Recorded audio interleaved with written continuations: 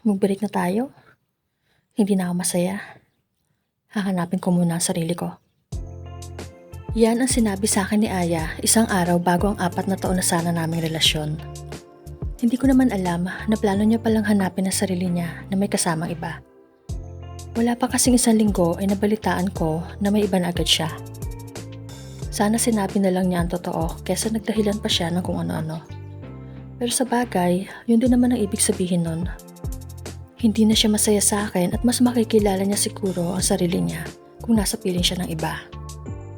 Fem si Aya, less naman ako. Less din ang ipinalit niya sa akin. Masakit lang, mas tanggap ko pa kung lalaki ang ipinalit niya. Pero kung less din naman, eventually, natanggap ko din naman. Wala na rin naman ako magagawa. Ganun talaga, diba? Swerte mo na lang kung may magstay. Nagkaroon din ako ng bagong girlfriend, si Janice. Okay naman si Janice, may mga bagay lang talaga na mas okay si Aya kaysa sa kanya.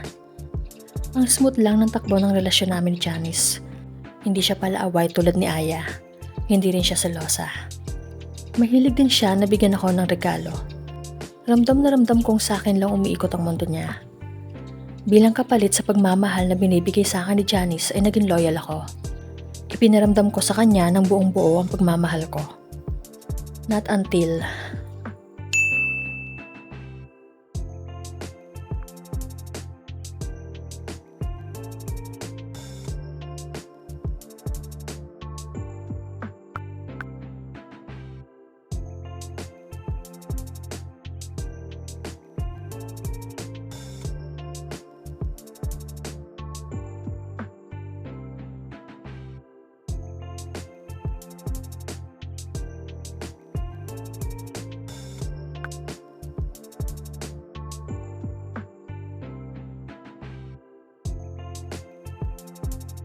Noong una, nagdadalawang isip pa ako pero napapayag din agad ako ni Aya.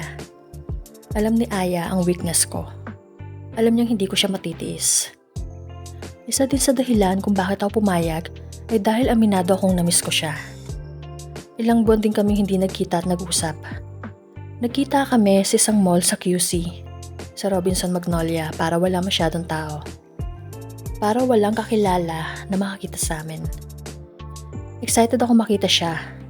Pagkapasok ko sa loob ng mall ay chinat ko agad siya kung asan ba siya. Nasa food court daw. Agad akong sumakay ng escalator pababa sa food court. Natanaw ko siya nakaupo sa isang sulok.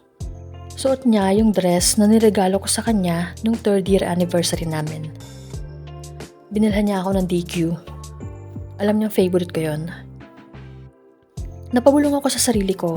Anong meron? Bakit ganito ang trato niya sa akin? Parang ang special ko naman sa kanya ngayon. Habang kumakain ay humingi siya ng sorry sa akin. Inamin niya nagkamali siya sa naging desisyon niya na iwan ako. Namimiss daw niya ako. Namimiss niya yung dating kami. Okay naman daw sila sa BF niya, pero ibang-iba daw ako. Pagkatapos namin kumain ay inaya niya ako manood ng sine. Sa pinakamadilim na lugar kami pumuesto. Hindi ko na maalala ang title ng movie dahil hindi siya ganun kaganda. Actually, hindi ko naman talaga naintindihan ang kwento dahil sobrang likot ni Aya. Halos kakasimula pa lang ng palabas ay bigla niya akong hinalikan sa may tenga. Nakiliti ako. Kilalang kilala talaga ako ni Aya. Alam na alam niya kung paano ako mahuhulog sa kanyang patibong. Maya-maya idinikit niya ang kanyang dibdib sa braso ko. Halatang sinasadya niya ito. Paulit-ulit niya itong ginagawa. Ang lambot. Para akong naniga sa kinauupuan ko. Ni mukha ko hindi ko mailingon sa kanya. Kunwari lang na dinededma ko ang ginagawa niya. Pero ang totoo, L na ako sa kanya. Huwag mo nang pigilan. Alam ko namang gusto mo din. Pangaakit niya sa akin. Napakagat ako sa labi ko. Ibang klase talaga doon si Aya. Aaminin ko, isa to sa dahilan kung bakit mahirap siyang kalimutan. Huminga ako ng malalim. Lumingan ako sa kanya at agad ko siyang hinalikan. Torrid kiss agad. Para akong nahipnotismo. Ginantihan din niya ako ng may init niyang halik. Grabe. Maya-maya ay kinuha niya ang aking kamay.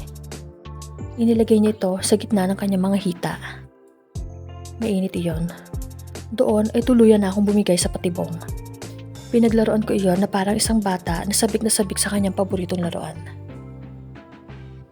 Nang mga oras na yon ay hindi ko man lang naisip na may girlfriend ako. Yun ang kauna-unahang pag-cheat na nagawa ko sa GF ko. Nang matapos kami ay hinalikan niya pa ako sa pisngi.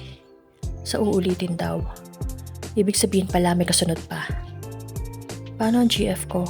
Tanong ko sa kanya. Bakit? Sasabihin mo ba?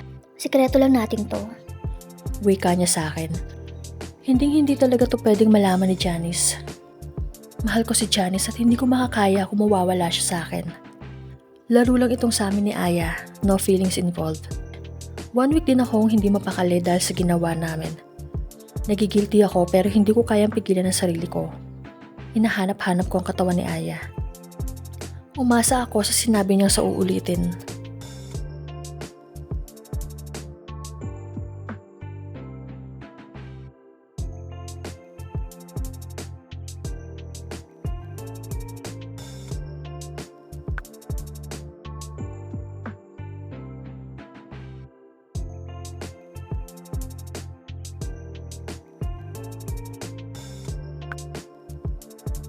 Napakaiksing conversation, pero sa may iksing usapan na yan nag-uumpisa at lumalaki ang mga kasalanan ko sa GF ko.